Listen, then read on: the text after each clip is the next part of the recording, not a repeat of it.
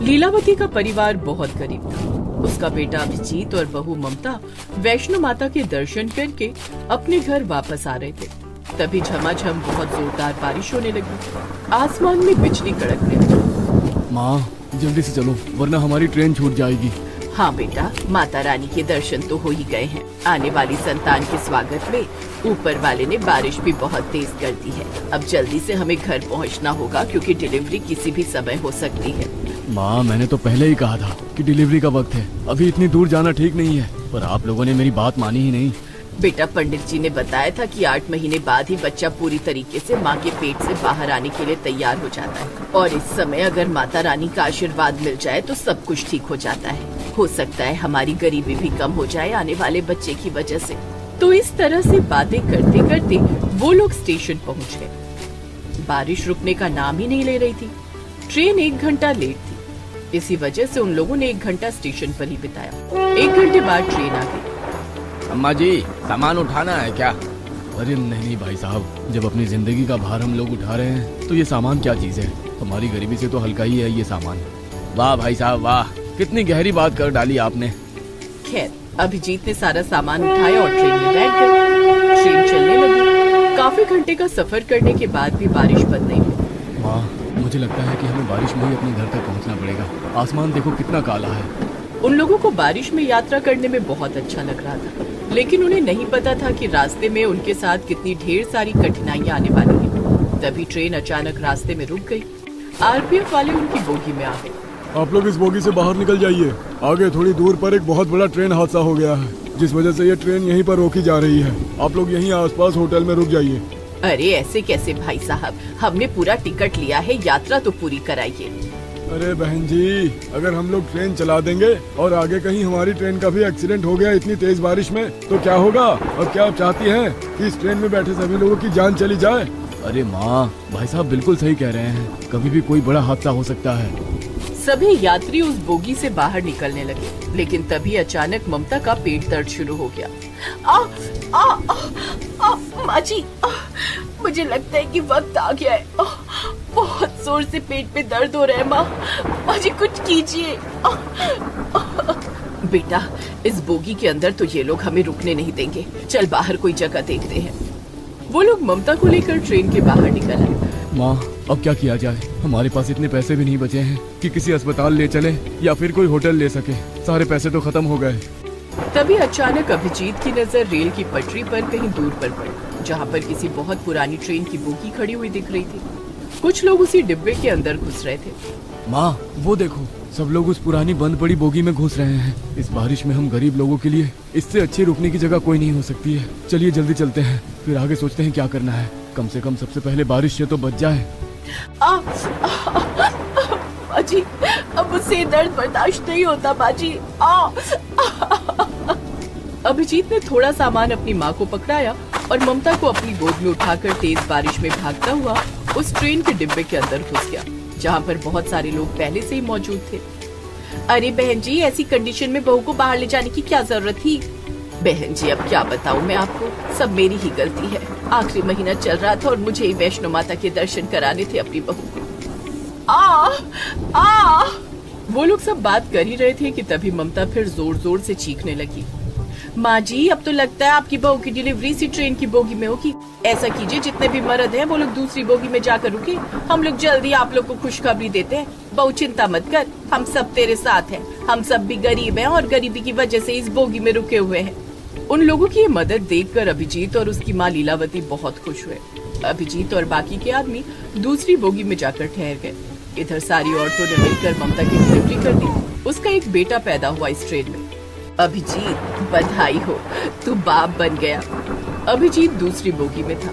ये सुनकर वो बहुत खुश हुआ और उस बोगी में जितने भी आदमी थे वो भी बहुत खुश हुए। क्या बात है भाई साहब, इस बारिश में हम सारे लोग बहुत परेशान थे। आगे किसी ट्रेन का एक्सीडेंट हो गया है जिससे बहुत सारे लोग डरे हुए थे, लेकिन आपने बाप बनकर एक छोटी सी खुशी हम सारे लोगों को दी है। चलिए चलकर देखते हैं। माँ, क्या हम लोग उस बोगी में आ सकते हैं? हाँ बिल्कुल। अभिजीत के साथ उस बोगी में जितने आदमी थे वो लोग भी अब उस बोगी में आ गए जहाँ पर ममता ने एक बच्चे को जन्म दिया था। अब आप लोगों को परेशान होने की कोई जरूरत नहीं है। मैं एक अस्पताल में नर्स का काम करती हूँ पिछले 20 सालों से। मेरे पास कुछ दवाइयाँ और इंजेक्शन भी हैं। मैं लगा देती हूँ बच्चे को। कुछ देर बाद अंधेरा होने लगा और माइक पर किसी ने ऐलान किया, यहाँ पर आसपास जितने भी यात्री रुके हुए हैं वो वहीं पर रुके रहें, क्योंकि बारिश की रफ्तार बढ़ती जा रही है। हमारे आर्मी के जवान आपके पास ही मौजूद है। अगर किसी को भी कोई तकलीफ होगी तो वो उन्हें बचा लेंगे। अब जब तक बारिश बंद नहीं हो जाती, आगे का रास्ता क्लियर नहीं हो जाता, आप सब लोग सुरक्षित रहें। आप सभी को खाना मिलता रहेगा सरकार की तरफ से। तो अब रात को उन लोगों ने उस बंद पड़ी पुरानी ट्रेन की बोगी को ही अपना घर बना लिया। जिनके पास जो भी कंबल और चादर थे, उनसे उन लोगों ने उस बोगी के अंदर ही बिस्तर बना लिया। 3 दिन बीत गए लेकिन अभी तक बारिश बंद नहीं हुई। ये तो अच्छा हुआ कि सरकार की तरफ से हमें खाना मिल रहा है और हमें मुफ्त में रहने की जगह भी मिल गई। माँ जी, सबसे अच्छी बात तो ये है कि हमें यहाँ पर इतने अच्छे अच्छे लोग मिल गए जिन्होंने हमारी मदद की, वरना इतनी तेज बारिश में बहुत कुछ गलत हो सकता था हमारे साथ।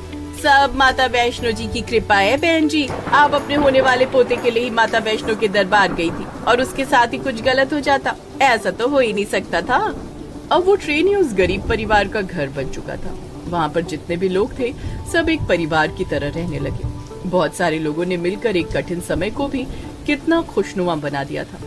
करीब 1 हफ्ते तक वो लोग एक साथ एक परिवार की तरह रहे। जब बारिश बंद हुई तब उनकी ट्रेन एक बार फिर से आगे चलने के लिए तैयार हो गई। 1 हफ्ते में ही हम सब एक परिवार की तरह रहने लगे थे। 1 हफ्ते पहले हम लोग एक दूसरे को जानते भी नहीं थे, पर अब बिछड़ते हुए बहुत बुरा लग रहा है। किसी ने क्या खूब कहा है कि आते जाते खूबसूरत आवारा सड़कों पे कितने अनजान लोग मिल जाते हैं, उनमें से कुछ लोग भूल जाते हैं, कुछ याद रह जाते हैं। जिंदगी के किसी न किसी मोड़ पर एक बार हम लोग फिर कभी मिलेंगे। तो इस तरह एक दूसरे से विदा लेकर सब लोग अपनी अपनी सीट पर बैठ गए। ट्रेन एक बार फिर से चल पड़ी। अभिजीत अपनी माँ, अपनी पत्नी और अपने नवजात बच्चे को लेकर जैसे ही अपने घर पहुँचा, वहाँ पर घर था ही नहीं। वहाँ चारों तरफ दलदल था। वो लोग हैरान हो गए। आसपास के लोगों से अभिजीत ने पूछा, अरे भाई साहब, ये सब क्या हो गया? ये सारे घर कैसे तबाह हो गए? मैं भी यहीं पर एक झोपड़पट्टी में रहता था। बहुत बहुत बधाई हो आपको। मेरा घर तबाह हो गया और आप मुझे बधाई दे रहे हैं? मैं बधाई इसलिए दे रहा हूँ क्योंकि आप लोग कम से कम जिंदा तो हैं। आप यहाँ से सही टाइम पर निकल गए थे, क्योंकि आपके जाने के बाद यहाँ पर इतनी खौफनाक बारिश और लैंडस्केप हुआ जिससे सारे घर तबाह हो गए। घरों में लोग चैन की नींद सो रहे थे, लेकिन सोते सोते ही वो लोग भगवान को प्यारे हो गए। ये लहरें उनकी जिंदगी अपने साथ बहा ले गई। ये सुनकर अभिजीत, ममता और लीलावती की रूह कांप गई। अभिजीत भी अपने परिवार के साथ स्टेशन के पास ही बनी झोपड़पट्टी में रहता था, पर अब वो भी नहीं रही। माँ, वो देखो, सामने एक बोगी खड़ी है। उसमें ही रहते हैं चलकर। वैसे भी हमें बोगी के अंदर रहने की आदत हो गई है और इस खराब मौसम में झोपड़ी बनाकर रहना ठीक नहीं है। वो लोग एक ट्रेन की बोगी में ही रहने लगे। कुछ महीनों बाद सरकार की तरफ से वहाँ पर जितनी झोपड़पट्टियाँ तबाह हो गई थी, उन सभी लोगों को रहने के लिए पक्का घर दे दिया गया। सरकार ने जो कॉलोनी बनाई थी, उन्हीं कॉलोनी में अभिजीत के परिवार को वही सारे लोग एक बार फिर मिले, जिन्होंने ममता की डिलीवरी में उनका साथ दिया था। हमने आप लोगों से कहा था ना कि एक बार हम लोग फिर से मिलेंगे, और देखो भगवान ने हमें हमेशा के लिए एक जगह ही मिलवा दिया। तो इस तरह से अब वो सारे लोग एक साथ खुशी खुशी पक्के मकान में रहने लगे और मेहनत मजदूरी करके अपनी जिंदगी बिताने लगे।